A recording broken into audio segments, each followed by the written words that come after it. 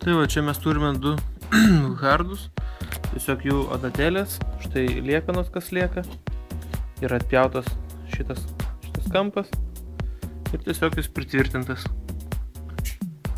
Štai veidrodėlį juda, šitas juda X ašimi, pritvirtintas prie spiruoklių. Įtempimo laipsnį reikia reguliuoti, kad šita vieta būtų centre ir nesidaužytų. O štai Y ašim judantis veidrodėlis.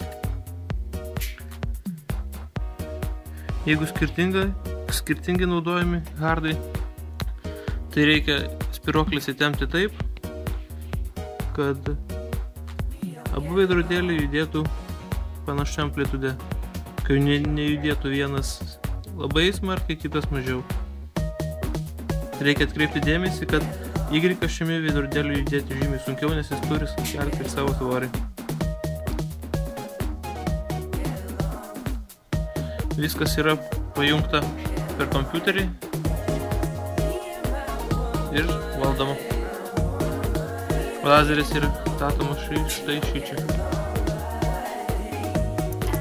Štai mes naudojame 30 mW lazerį su efektų galvute, jis čia būna.